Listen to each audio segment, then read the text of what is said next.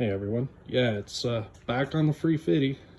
So I'm calling it, I don't know if I ever explained it, but I helped a friend do an engine swap in his Chevelle. He bought a different motor for it, and so what are you doing with the old one? He goes, if you want it, take it. So it had low compression dish pistons in it and stuff. It's like one of those GM aftermarket 200 horse 350 crate engine type thing. So I took all that stuff out. It didn't have a whole lot of kilometers on it, apparently. So anyway, back at it. Today I'm going to put the cam in. There's an old joke or saying, more of a joke, that if you don't want to replace cam bearings, don't look at the cam bearings.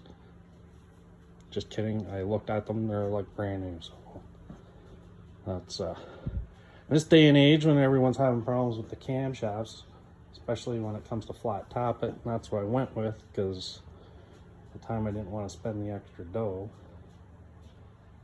But enough of this motor has been getting out of hand, shall we say.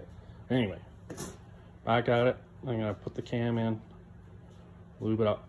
And this is something actually that I do. I flip the motor upside down because then it's easier. That's why I put the cam in first, because then it's easier. I can reach in without the crank in the way. I can reach in and guide it through the bearings, and then we're not nicking the bearings. This was the same way coming apart. Took the cam out last. On an engine stand, you can just flip it over and gently feed her through. Well, they sell all kinds of tools and handles and whatever else that, you know, you get this handle on the end of the camshaft and you can wiggle it through.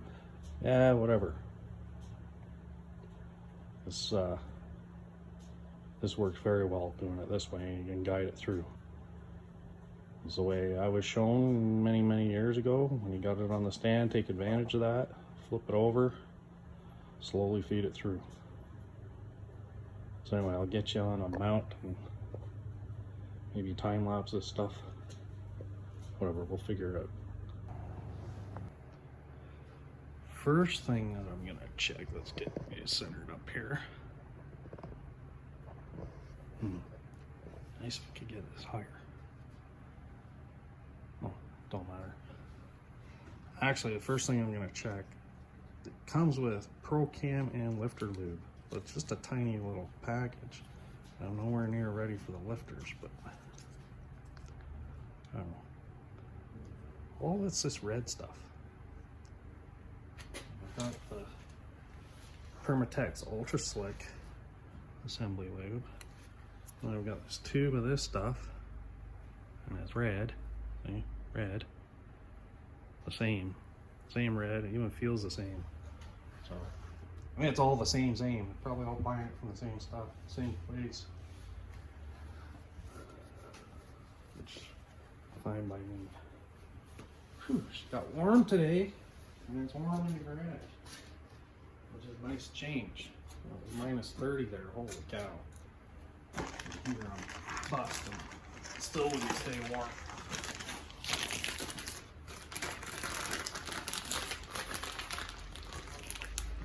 Ooh, brand new.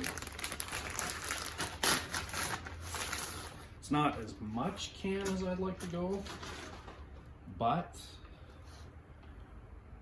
the cylinder heads came assembled with springs. So if I go beyond what the spec is, this is right at limit. It says 525 lift. Nice. Oh, it's funny because on the internet, the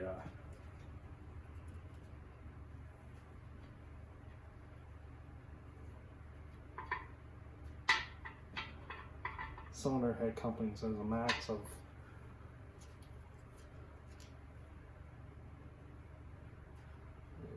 on this one. Kind of lube them as I push them in, so I'm not got a handful of lube the mess I'm dealing with. Give you fingers. And then you can just guide them through cam gels. Bring them, bang them up here. It's just so easy. I've seen people fight and actually knock the cam bearings out of the journals. Now no one wants that fight.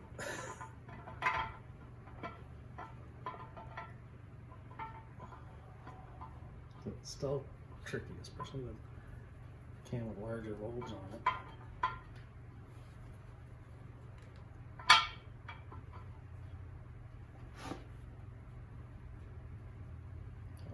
Pull it back some. Grab this off the floor.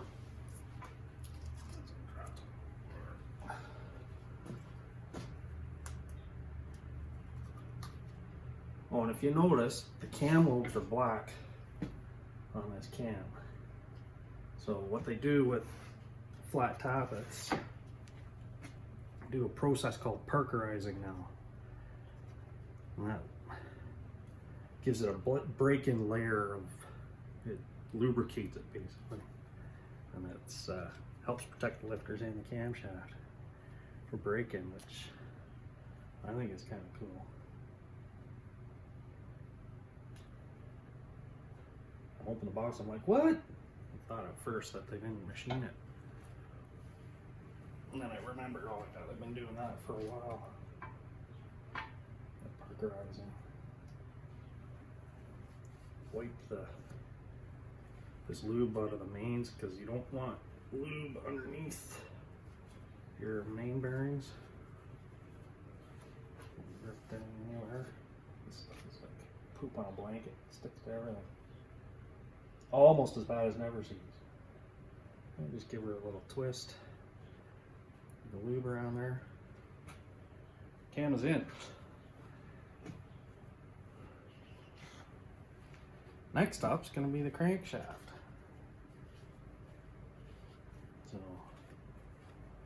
I'll put that in the next video. But see, put the cam in this way. Slides in no problem. You don't knock any cam bearings out. You don't have to worry about that. That's makes it super simple, quick, and easy. You don't get lube all over your hands because you have access. You can